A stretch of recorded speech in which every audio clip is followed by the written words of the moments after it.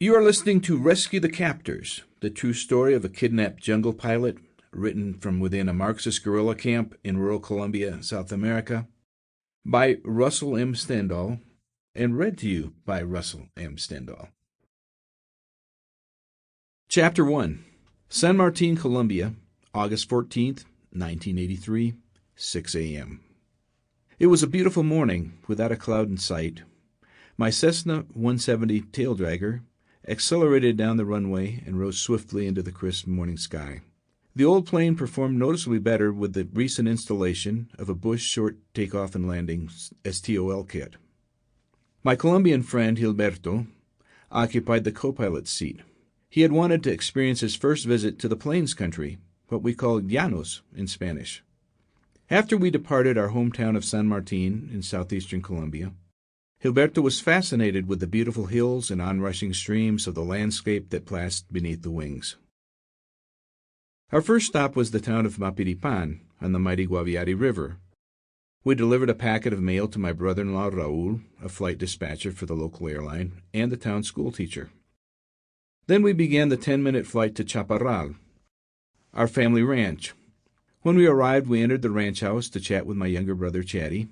He reminded me that Carlos, the town council president of neighboring Caño Jabón, was expecting me to meet with the local businessmen and fishermen. They wanted to buy my large cold storage room and other equipment necessary for the wholesale fishing business. The business had become inoperative because communist guerrillas had invaded the area a year earlier. Because we were American, they singled my family and me out for their terrorism. This became obvious and personal when they opened fire on our other plane, a Cessna 182, just as my father was taking off on a mission with a sick Indian woman and other passengers on board. Fortunately, no one was hurt, but they hit the plane in the right fuel tank and shot bullet holes in the cabin section. Dad continued his takeoff and managed to escape to San Martin by relying on the undamaged left fuel tank. We concluded that we could no longer operate the fish business because it required us to fly into that area on a scheduled basis, which would create opportunities for an easy ambush. Forced from the fishing operation and out of the area, I moved to an apartment in Bogotá, the Colombian capital. The apartment was part of the purchase arrangements for the Cessna 182 that we'd repaired and sold to pay fishing business debts.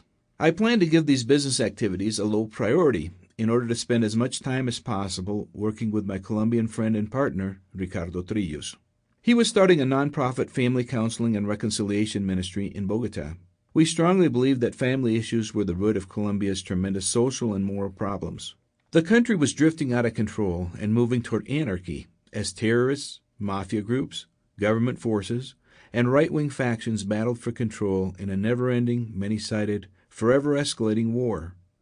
It was nearly impossible for honest businessmen to make a living or for people to find respectable employment. My wife Marina was opposed to my return to Caño Jabón. It was Sunday, and she wanted me to remain at home with her and our 9-month-old daughter, Lisa. She pleaded with me earlier that morning and said she felt a premonition that something would go wrong if I didn't cancel the travel plans. I told her that this trip with Gilberto was my last into the area and that I had already promised to attend the meeting. I had hoped to reach an agreement with the local businessmen and fishermen in order to reopen the wholesale fishing operation. This would create jobs for about 250 fishermen who lived near the river and were unemployed. Their only economic alternative was to work in the coca fields, an occupation closely tied to cocaine production. I wanted to sell them the business on credit and permit them to operate it while providing me with a source of income for our new life in Bogotá. Gilberto and I departed Chaparral and arrived minutes later in the small river town of Caño Jabón. We landed on less than 400 feet of runway due to the STOL conversion, a feat I thought was impressive. Taxiing to the ramp, I noticed my friend, Carlos, waiting for me. "What took you so long?" he asked. "We've been waiting all morning for you. Come down to my store, and I'll call the people together." As the three of us walked the 6 blocks to his store on the waterfront, we heard gunfire. I asked Carlos what was going on. "Oh, it's just some of the guys having a little target practice near the airstrip," he replied casually. Reassured, I continued into the store.